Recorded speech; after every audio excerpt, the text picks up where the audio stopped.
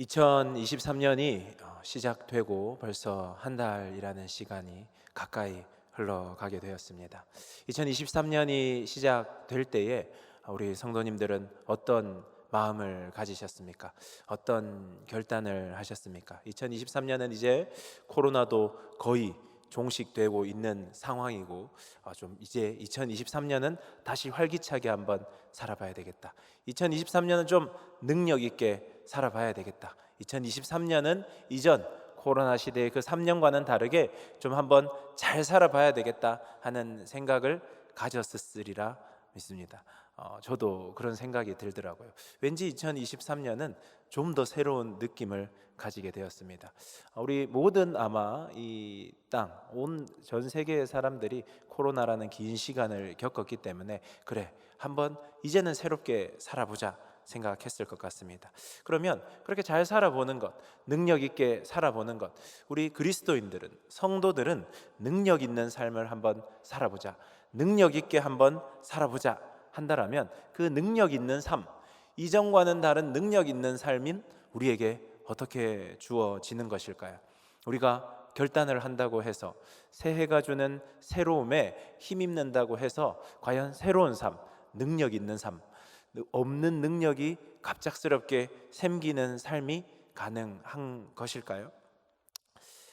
그리스도인들은 능력 있는 삶을 살아야 됩니다. 그런데 우리가 능력 있는 삶을 살아야 한다는 것을 알면서도 내 속에서 나오는 능력이 없기 때문에, 내가 아무리 능력을 배양하려고 해도 어떻게 해야 할지 모르기 때문에, 능력이 배양됐고 경험치가 많이 올라갔다고 생각하는데도 내가 생각하는 만큼 그리스도인다운 능력이 드러나지 않기 때문에 답답한 것이 우리들의 모습일 수 있습니다.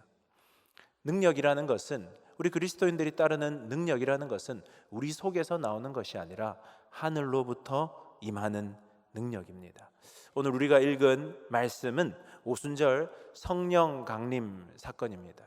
예수님을 3년 동안 따라다녔지만 예수님의 제자들은 끝까지 제자다운 모습을 보이지 못했습니다. 물론 제대로 주님이 파송하셨을 때 선교도 하기도 하고 전도를 하기도 하고 병든 자를 고치기도 하고 귀신을 쫓아내기도 했지만 끝까지 그들은 예수님과 동상이몽했습니다. 예수님이 십자가에 못 박혔을 때에 모두가 도망쳤습니다. 예수님이 그렇게도 그들에게 말씀하셨던 부활의 사건이 그들의 삶 가운데 그들의 코앞에 다가왔는데도 끝까지 믿지 못했습니다. 그렇게 나약했던, 그렇게 신앙적으로도 늘 흔들렸던 그 제자들, 이제 예수님께서 그들만을 남겨두시고 하나님 보좌 우편으로 가시는 것이지 않습니까?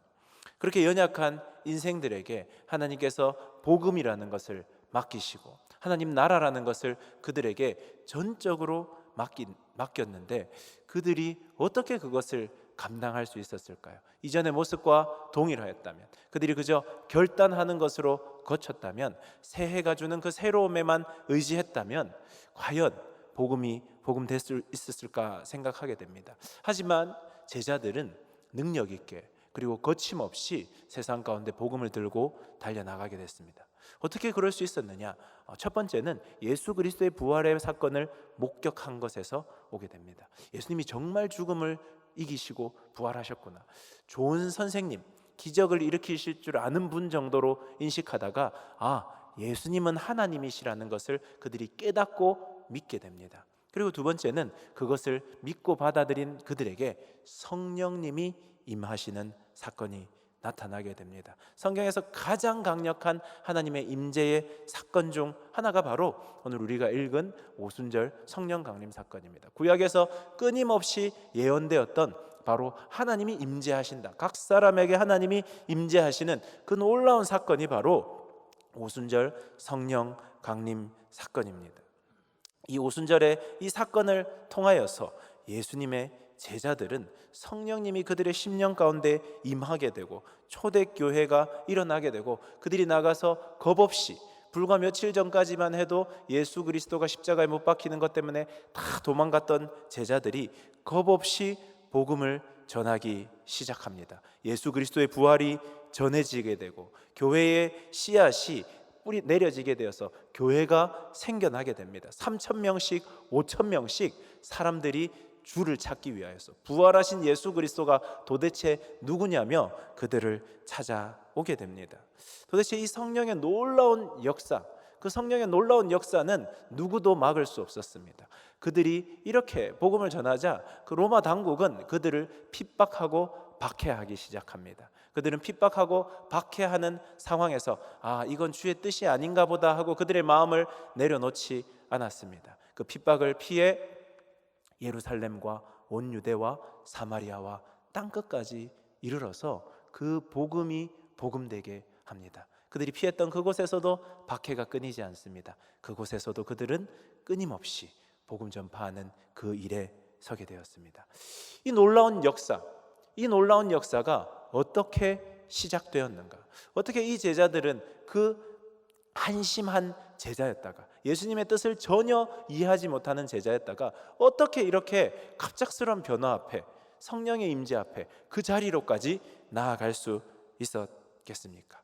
바로 그것이 우리들 2023년 능력이 임할 것을, 하늘로부터 오는 능력을 사모하는 우리들이 오늘 이 말씀을 통하여서 깨달을 수 있는 바일 것이고 하나님이 우리들에게 말씀하시는 바일 것입니다. 사도행전 1장 4절은 바로 이 오순절 마가의 다락방에 임하신 성령 감령 사건이 어떻게 시작되었는지를 말씀하시는데요. 사도행전 1장 4절 말씀 우리에게 이렇게 말합니다. 사도와 함께 모이사 그들에게 분부하여 이르시되 예루살렘을 떠나지 말고 내게서 들은 바 아버지께서 약속하신 것을 기다리라. 부활하신 예수님께서 나 정말 부활했어를 그들에게 인지시키신 후에 그들에게 말씀하십니다. 예루살렘을 떠나지 말라. 그리고 내가 너희들에게 끊임없이 약속했던 그것을 기다리라 말씀하십니다. 그들은 예수님이 핍박받아 순교하는, 죽는 것을 보았던 사람들입니다. 그러니까 예수님을 향한 서슬퍼런 칼날이 있다는 것을 알고 있었던 상태입니다. 예수님이 부활하셨지만 그들은 내가 죽어도 나는 부활하지 못할 거라고 생각하고 있었을 것입니다. 그런데 그 위험한 지역에서 떠나지 말고 그곳에서 아버지께서 약속하신 것을 기다리라 말씀하십니다. 언제 어떻게 임하리라 말씀하시지 않습니다. 예수님이 그렇게 디테일하게 알려주시지 않으세요. 언제 어떻게 하면 너희들이 몇 시 정확한 그것들을 예수님은 말씀해 주시지 않습니다. 약속한 것이 임할 것인데 그때까지 기다리라. 어떻게요? 예루살렘을 떠나지 말고 기다리라 말씀하십니다. 그러니까 예수님은 제자들에게 명령하시는 것입니다. 제자들은 그것을 어떻게 받아들이느냐? 그것을 받아들이는 방법은 유일한 방법입니다. 순종하는 것입니다. 이 말씀에 순종하여 예수님의 제자들은 그곳에 모였습니다. 예루살렘을 떠나지 않습니다. 그들이 모였던 그곳에 모였습니다. 우리는 흔히 그곳을 마가의 다락방이라고 합니다. 예수님의 제자들이 12제자들 뿐만 아니라 제자들과 함께 예수님을 따르는 무리가 120여 명이 되었다 말합니다. 그들은 예수님의 말씀을 붙잡았습니다. 그 말씀에 순종하였습니다. 예루살렘을 떠나지 않고 모이기 시작했습니다. 그들은 오로지 기도하기에 힘쓰면서 약속한 것을 기다렸습니다. 언제 올지 알 수 없지만, 그 디테일은 알 수 없지만, 어떠한 형태로 올지 알 수 없지만 그들은 기다리고 기다렸습니다. 그들이 다 이해할 수가 없었습니다. 예수님은 왜 예루살렘을 떠나지 말라고 하시는가? 왜 반드시 예루살렘이어야 하는가? 왜 이것이 합당한가? 합당하다면 예수님 우리를 설득시켜 보십시오 라고 하지 않았습니다. 예수님 말씀에 순종하였습니다. 이 시대는 순종하는 것이 참 힘겨운 시대를 살아가고 있습니다. 제가 청년부를 담당하고 있는데요, 청년들에게도 순종에 대한 설교를 하는데 참 자연스럽게 고민이 되더라고요. 이거 내 말 잘 들으라고 설교를 오해하는 거 아니야? 하는 생각이 들어서 제가 저 스스로를 잠깐 잡아두게 하더라고요. 그만큼 이 시대에 순종하십시오 하는 것은 결코 쉽지 않은 말씀일 것입니다. 왜냐하면 이 시대는 너무나 합리적인 시대가 되었습니다. 너무나 이성적인 시대가 되었습니다.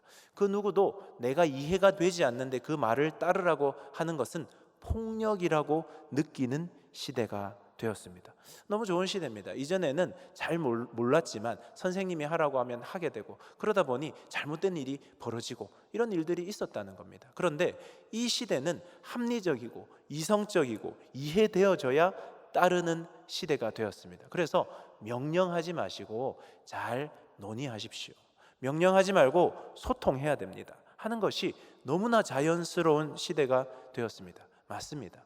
우리가 잘 소통해야 되고 합리적이 되어야 되고 잘 이야기해야 됩니다. 그런데 그 잣대를 누구에게까지 들이대느냐? 하나님에게까지 들이대고 있는 것이 이 시대라는 것입니다. 하나님의 말씀을 통하여서 우리에게 계시해 주시고 우리 인생에 말씀하시는데, 내가 말씀을 들어보니 이건 내가 행할 만한 것입니다. 내가 이해가 되는 겁니다. 합리적이라고 여겨지는 겁니다. 이 시대에도 유효할 것 같기 때문에 내가 그 말을 들을 수 있는 것입니다. 그래서 순종하는 거예요. 그런데 어떤 말씀은, 내 인생에 찾아오는 어떤 말씀은 이 시대와 맞지 않는다고 내가 생각이 드는 겁니다. 그리고 내가 이렇게 하면 너무 큰 손해를 볼 것 같다고 생각이 듭니다. 내가 합리적으로 생각해보고 이해했을 때 내가 받아들이기가 어렵다는 겁니다. 그러면 순종하지 않습니다. 그러니까 하나님이 우리에게 말씀하시는데, 하나님의 뜻인데, 이것이 하나님이 나에게 말씀하신 계시의 사건인데, 나는 그것을 하나님이 나에게 주시는 계시의 사건으로 받는 것이 아니라 내가 이해되는 것만 받아들이게 된다는 겁니다. 그러면 하나님의 뜻이 나에게 떨어지는 그 계시의 사건 가운데에서 내가 이해되고 합리적이며 내가 행할 수 있는 것만 받아들인다면 그것이 하나님의 말씀입니까? 내 생각과 내 이해라는 한계 속에서 그것만 받아들이고 있는 것입니다. 내가 생각하는 합리만, 내가 생각하는 그 수준만을 따르게 되는 것입니다. 하나님은 우리가 생각하는 것보다 훨씬 크신 분입니다. 태초부터 계셨고 온 우주를 창조하시는 그 시간 개념마저도 하나님 안에 있을 정도로 하나님은 무한하신 분이십니다. 내 생각과 내 뜻과 내 지혜와 내 경험을 하나님께 들이대기에는 우리는 너무나 유한한 존재이고 너무나 죄악된 존재입니다. 그런데 우리는 그 하나님을 신뢰하여 순종하는 길로 나아가지 못한다는 겁니다. 그러면 이렇게 말씀을 드리면 아마 이렇게 되물으실 겁니다. 그러면 합리적이지 않아도 순종해야 됩니까? 이해가 되지 않아도 순종해야 됩니까? 합리적이지 않고 이해가 되지 않는데 어떻게 순종할 수 있습니까? 되물으실 수 있습니다. 우리들이 인간과의 관계에서는 그 말이 맞습니다. 그런데 하나님이 주신 그 말씀에서는 순종할 수 있어야 합니다. 우리가 어떻게 합리적이지 않고 이해가 되지 않는데 순종할 수 있느냐? 이 말씀이 하나님이라는 것을 먼저 우리가 인지하고 이 말씀을 내가 판단하는 것이 아니라 하나님의 뜻이 나에게 임하였다고 생각하고 그것을 그 자리로 나아가야 됩니다. 그리고 내가 이해가 되지 않는 것이 있다면 그 말에 집중하는 것이 아니라 성실하시고 신실하신 하나님의 성품에 의지하여 하나님의 존재에 의지하여 우리가 순종해야 됩니다. 이것을 순종하면 제 사업체가 어려워질 것 같은데요 라는 생각이 드는 것, 합리적이고 합당하며 경험적입니다. 하지만 하나님의 성품에 의지하여 하나님의 신실하신 그 신실함에 의지하여 나를 사랑하시는 그 하나님의 사랑에 의지하여 나를 망하게 하시는 것이 하나님의 뜻이 아니라는 것을 명확하게 생각하여 순종할 수 있어야 할 것입니다. 제가 2명의 자녀가 있는데요, 저희 자녀들이 작년에 다 이 치료를 했습니다. 이가 썩어가지고요. 그렇게 젤리를 좋아하더라고요. 그래서 젤리를 이렇게 주게 되면 제가 퇴근하고 집에 들어가면 아빠 얼굴은 보지를 않습니다. 제 손만 봅니다. 달려 나왔다가 손에 아무것도 없으면 실망하여 돌아갑니다. 내가 안아주려고 해도 돌아갈 때가 많이 있더라고요. 그래서 그 젤리를 못 먹게 하는 게 여간 어려운 일이 아니었습니다. 제가 젤리를 못 먹게 어리면 어릴수록 얼마나 배신감 느껴 하는지, 어떻게 그럴 수가 있느냐는 겁니다. 그런데 5살이었던 애가 6살이 되고 7살이 되고 8살이 되고 9살이 되니까 지금은 젤리 먹으면 안 될 것 같은데 오늘 너무 많이 먹었는데 하면 이해가 안 될 겁니다. 너무 맛있는 건데 왜 이걸 못 먹게 하냐. 하지만 아빠에 대한 신뢰가 이제는 조금 생긴 것 같습니다. 그래서 내가 이것을 먹는 게 나는 더 좋고 이것을 안 먹는 건 이해할 수 없지만 아빠가 나에게 안 좋은 걸 하라고 할 리는 없다고 생각하게 됩니다. 그래서 오늘 밤에는 안 먹는 게 좋은 것 같은데 하면 이제 10번 중 2-3번은 듣더라고요. 자기가 생각할 때 왜 지금 내가 이 사탕을 먹으면 안 되는지, 왜 젤리를 안 먹으면 안 되는지 도저히 이해할 수 없지만 아빠에 대한 믿음과 아빠에 대한 신뢰와 지금까지 그 나름대로 9년 싸워왔던 그 관계에 의지하여서 순종할 수 있는 자리로 나아가게 되는 것입니다. 우리가 어떻게 하나님께 순종할 수 있습니까? 하나님은 우리를 사랑하시는 분입니다. 하나님은 신실하신 분이십니다. 하나님은 우리에게 최고의 것들을 주시고자 하시는 분이십니다. 하나님은 그것을 가장 아끼시고 가장 사랑하시는 가장 완벽하신 예수 그리스도를 우리에게 주심으로 증명하신 분이십니다. 그 신실하신 하나님에 의지하여서 하나님이 나에게 좋지 않은 것을 주실 리 없다. 이것이 나를 상하게 하는 것일 리 없다. 이것은 나를 이 땅 가운데서 더욱 잘 살아가게 하고자 하는 하나님의 뜻이다. 그 하나님의 성품과 하나님의 그 성실함과 하나님의 거룩함과 하나님의 무한함에 의지하여서 하나님을 순종하는 자리로 나아갈 수 있게 되는 것입니다. 예수님의 제자들은 순종할 수 없을 만한 상황이었지만 예수님은 신실하게 부활하셨고 그들 앞에 나타나셨으며 그들에게 전한 말씀이 땅에 떨어지는 것이 하나도 없었습니다. 제자들은 그 예수님에 의지하여서 순종의 자리로 나아갔습니다. 하나님께서 2023년 우리에게 요구하실 것입니다. 요청하실 것입니다. 순종하라는 것입니다. 하나님은 우리를 순종하는 자리로 이끌어 가십니다. 우리가 신앙이 좋아졌다 하는 것은 순종할 수 있게 되었다는 겁니다. 내 감정과 상관없이, 내 마음과 상관없이, 내 자존심과 상관없이, 내 경험과 상관없이 하나님의 말씀이면, 하나님의 뜻이면 순종할 수 있게 되는 것, 그것이 신앙이 성장하고 성숙해 가는 것입니다. 성령 강림의 이 놀라운 사건이, 하나님의 놀라운 능력의 사건이 어디에서 시작되었느냐? 순종에서 시작되었습니다. 여러분, 하나님께서 우리들의 순종을 통하여서 2023년 능력 있는 삶으로 우리를 이끌고자 하실 것입니다. 순종을 통하여 시작하시기 바랍니다. 하나님의 성품에 의지하여 순종의 자리로 나아가시기 바랍니다. 그 하나님을 믿으시기 바랍니다. 지금까지 지키시고 보호하시고 인도하신 그 하나님을 의지하시기 바랍니다. 그리고 순종하는 그 자리에 서시기 바랍니다. 그때 놀라운 하나님의 일들이 우리들의 삶 가운데 드러나고 나타나게 되실 겁니다.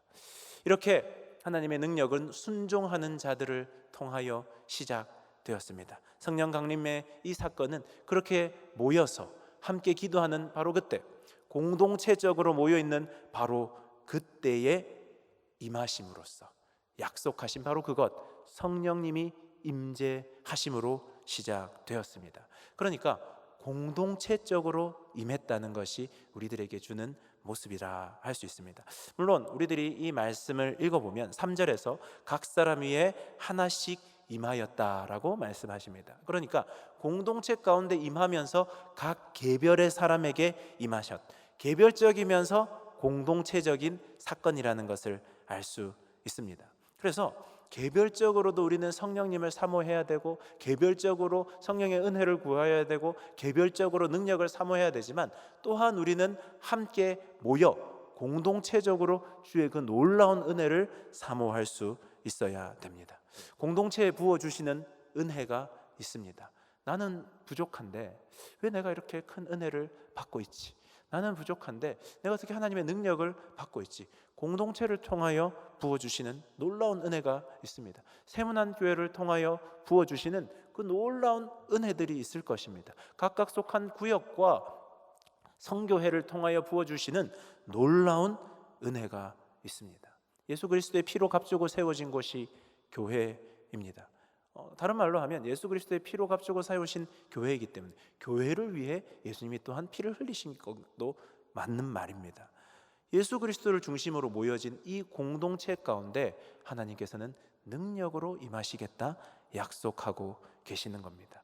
모이는 자들에게 부어주시는 은혜를 우리는 사모할 수 있어야 됩니다. 믿는 사람의 모임인 교회가 부족할 수 있습니다. 연약한 자들이 있을 수 있습니다. 그러기 때문에 우리는 통 모여야 되는 것 아니겠습니까? 내가 부족하기 때문에 그 몸으로 모여야 하는 것 아니겠습니까? 모이다 보니 서로의 가시가 서로를 찌르기 때문에, 그러기 때문에 모인 그 자리에서 함께 하늘을 바라보며 함께 하나님의 은혜를 구해야 하는 것 아니겠습니까? 저 사람의 연약한 모습을 바라보면서 나의 연약함도 이 공동체에 드러날 것인데 누군가는 나를 용납하고 있구나를 깨달으면서 다른 이를 품으며 함께 공동체로 하나님께 나아가야 되지 않겠습니까?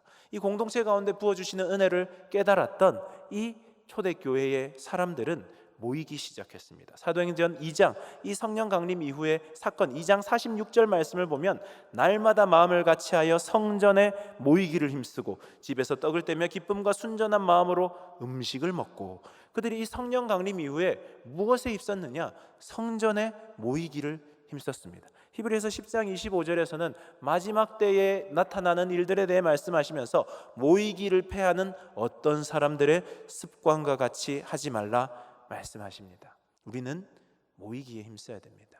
그 모이기에 힘쓰는 것은 우리가 교회를 더 크게 만들기 위해서 모이는 것이 아닙니다. 모일 때에 모이는 공동체에 부어주시는 은혜가 있기 때문입니다. 모이는 그 공동체에 하나님이 함께 하시기 때문에, 그것을 통하여서 능력이 나에게 주어지기 때문입니다. 그것을 통하여서 하나님의 크고 놀라움이 우리들에게 흐르기 때문입니다. 공동체에게 주시는 그 복을 우리가 누릴 수 있기 때문입니다. 마가의 다락방에 모였던 그 신자들은 하나님 부어주시는 놀라운 성령을 받게 됩니다. 거기에서 배제된 자는 아무도 없었습니다. 성경에 기록되어 있지 않습니다. 어떤 이들은 배제되었더라, 어떤 이는 받지 못하는 자가 있더라, 그런 말이 기록되어 있지 않습니다. 하나님께서 공동체 가운데 임하신 것입니다. 그리고 보면 구약 성경에서도 하나님은 하나님의 백성 가운데 임하셨습니다. 성막에 임하셨고 성전에 임하셨고 광야 가운데 임하셨습니다. 그 개개인 하나하나를 바라보시기도 하시지만 그 공동체 가운데 임하셔서 그 일들을 감당하신 것입니다. 코로나로 우리가 참 모이지 않는 것이 습관이 되었습니다. 그리고 특별히 우리 세문안 교회는 이렇게 모든 것이 닫힐 때에 아주 선제적으로 온라인으로 예배드리라고 안내하기도 했습니다. 청년부도 동일합니다. 제가 청년부일 때 몇 번을 열리고 닫히고를 반복했었습니다. 그러다 보니까 이제 다 같이 모입시다 할 때에 청년들이 질문을 하더라고요. 목사님, 그때는 모이지 않는 게 옳다고 하셨는데 지금 모이라고 하는 것은 불안해서 나오는 것 아닙니까? 하는 말을 물어보더라고요. 그래서 대답했습니다. 교회는 모이는 곳이고 예배는 우리가 하나님께 드릴 수 있는 최선의 것을 공동체가 모여 하나님께 올려드리는 최선의 가치를 올려드리는 것인데, 코로나가 너무나 극심한 국가적인 사건일 때는 우리들이 주님께 드릴 수 있는 최선의 가치가 각자의 자리에서 하나님께 나아가는 것이었다. 하지만 이제 그 코로나의 시간이 지나가고 이제 우리가 하나님 앞에 모일 수 있는 이러한 상황이 되었을 때는 우리들이 다시 성경 말씀처럼 모여서 공동체로서 하나님 앞에 나아가 우리의 최선의 가치, 우리의 전 존재를 드리는 것이 올바른 것이다. 이제 우리가 모여야 됩니다. 극장을 가도 식당을 가도 그 어디를 가도 너무나 잘 모여 있습니다. 교회가 그 모이는 것이 열리는 마지막이 되어서는 안 됩니다. 교회가 예배드리는 곳이, 기도하는 공간이 가장 먼저 열려야 되는 첫 번째 공간이 되어야 됩니다. 왜 그렇습니까? 공동체에 주시는 하나님의 은혜가 있기 때문입니다. 공동체 가운데 임하시는 하나님의 임재가 있기 때문입니다.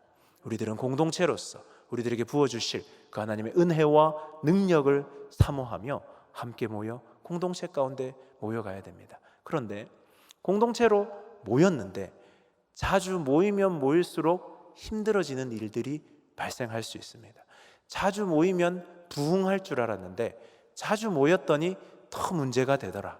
목사님, 모이는 게 다는 아닌 것 같습니다 라고 말할 수 있습니다. 그런데 모였을 때 무엇을 하고 있는지, 그 모임의 중심에는 누가 계신지, 우리가 모여서 하는 일이 어떤 일인지, 세상의 모임과 다를 바 없이 이곳에 모여서 세상에서 하는 모든 대화를 하는 것이라면 예수 그리스도의 이름으로 모이는 공동체라고 할 수 없습니다.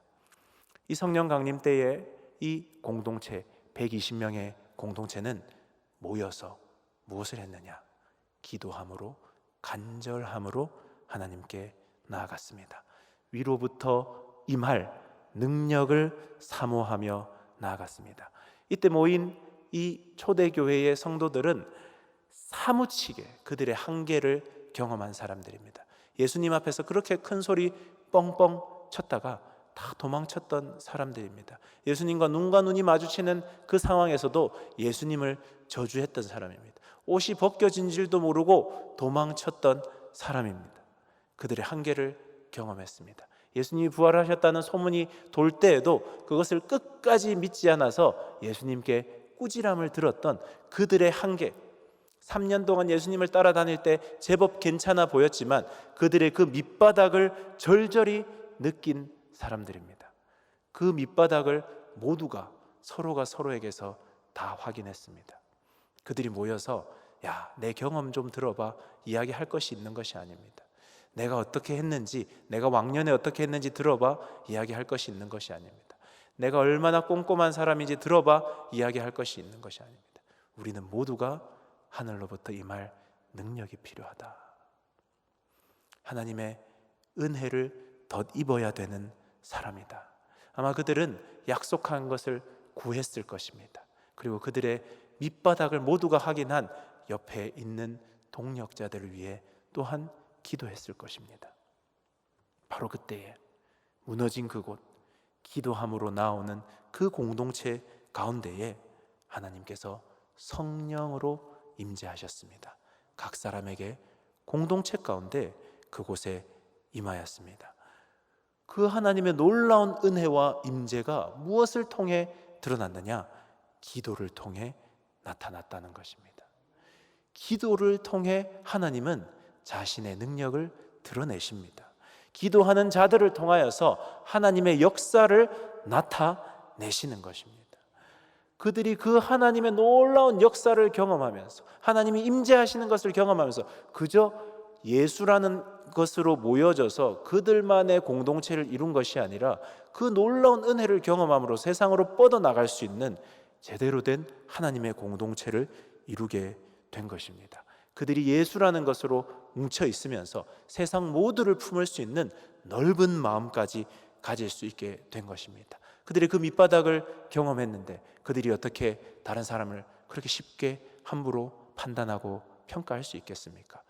연약한 자들을 보면 그들도 하나님의 능력이 필요하다는 것, 그들도 성령님의 임재가 필요하다는 것을 깨달았을 것입니다. 이 기도의 놀라운 불길은 초대교회 가운데 하나님의 놀라운 역사를 수반합니다. 이 2장 1절에서 4절 이후부터 베드로 사도들의 놀라운 이적의 역사, 예수님 시대와 다를 바 없는 놀라운 역사가 사도행전에서는 계속해서 이어지게 됩니다.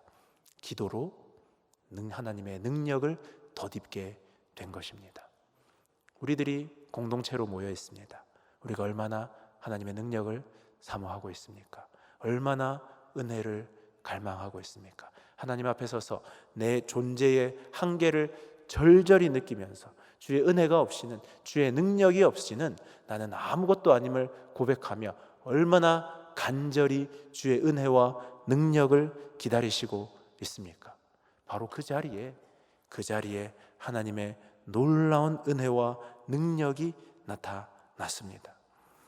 폴 밀러라는 분이 쓴 일상기도라는 책에서 우리가 기도하지 않는 이유에 대해 쓰면서 이렇게 썼습니다. 시간과 돈과 재능만 있으면 뭐든지 극복할 수 있다고 내심 확신하기 때문에 우리는 기도하지 않는다. 시간이 있고 돈이 있고 재능이 있으면 굳이 기도가 필요 없다고 생각하는 것입니다. 내 수준과 이 세상의 수준에서 생각하고 있는 것입니다. 하나님께서는 그것이 아니라 말씀하십니다. 죽은 자 가운데서 부활하시는 것이 하나님의 능력이라 말씀하십니다. 하나님 보좌 우편으로 가시는 것이 능력이라 생각하십니다. 실패한 제자도 그 제자들을 변화시켜서 전 세계 가운데 내보내겠다 하시는 것이 하나님의 능력인 것입니다. 그것을 통하여 주님은 일하십니다. 하나님은 2023년 우리를 바라보시고 계실 것입니다. 그리고 우리가 순종의 길로 나오기를 원하십니다. 순종이 하나님의 놀라운 능력과 복의 시작입니다. 하나님을 내가 생각하고 있는 그 생각과 나의 경험에 가두지 마시기 바랍니다. 하나님이 말씀하시는 그것에, 하나님의 성품에 의지하여 지금까지 행하신 그 놀라운 은혜에 의지하여 나를 사랑하시고 죽기까지 사랑하시며 예수 그리스도를 주신, 최선의 것을 주신 그 예수 그리스도에 의지하여 순종하시기 바랍니다. 그리고 그 순종함으로 공동체로 모이는데 힘쓰시기 바랍니다. 모이는데 힘쓰시고 있는 분이라면 그 공동체가 예수 그리스도 중심이 되도록 하는 데에 힘쓰시기 바랍니다. 그렇게 공동체로 모인 곳에 공동체에 부어주시는 놀라운 은혜가 있으실 것입니다. 이 코로나가 끝나가는 바로 이때에 주님이 공동체로 모이기를 힘쓰는 공동체에 왜 은혜를 주시지 않으시고, 왜 축복을 주시지 않으시고, 왜 능력을 주시지 않으시겠습니까? 우리 공동체가 모이기에 힘쓰므로 주님 주시는 그 놀라운 은혜를 받아 누리게 되기를 축복합니다. 마지막으로 우리가 모여서 해야 할 일은 하나님의 은혜를 구하는 것입니다. 하나님의 능력을 구하는 것입니다. 하나님은 기도하는 자들에게 성령님을 보내주셨습니다. 성령의 역사를 행하셨습니다. 기도를 통하여 일하시게 되는 겁니다. 우리는 기도를 통하여 하나님의 능력을 붙잡을 수 있어야 됩니다. 기도를 통하여 하나님의 능력을 붙잡을 수 있어야 됩니다. 기도 가운데 일하시고 드러내시고 나타나실 것입니다. 말씀을 정리하겠습니다. 2023년 시작되었습니다. 순종으로 나아가는 우리 모든 성도님들 되시기 바랍니다. 공동체 가운데 하나님을 뜨겁게 만나는 우리 모든 성도님들 되시기 바랍니다. 기도함으로 예수 그리스도를 우리들의 신앙의 한가운데에 세우고 하늘을 바라봄으로 하늘의 능력을 사모하고 갈망함으로 하나님의 은혜를 구하는 그 기도 가운데 놀라운 주님의 은혜와 능력을 경험할 수 있는 우리 모든 성도님들 되기를 주님의 이름으로 축복합니다. 함께 기도하겠습니다. 사랑의 하나님, 감사드립니다. 우리가 너무나 연약한 존재입니다. 연약함에도 불구하고 내 생각과 내 경험과 내 가치와 내 사상으로 하나님을 재고 판단하였습니다. 이제는 주님의 성품에 의지하여, 주님의 그 존재에 의지하여 순종하는 자리로 나아가겠습니다. 공동체로 모여 주의 은혜를 사모하며 하늘로부터 임할 능력을 구하는 공동체 되겠습니다. 주님, 저희들이 모여 항상 기도하고 항상 주를 바라보며 그 기도 가운데 주님이 우리를 붙잡으시는 그 붙잡으심으로 주의 길을 걸어내는 그리스도인 되게 함께하여 주시옵소서. 감사드리며 이 모든 말씀 우리 주 예수 그리스도 이름으로 기도드립니다. 아멘.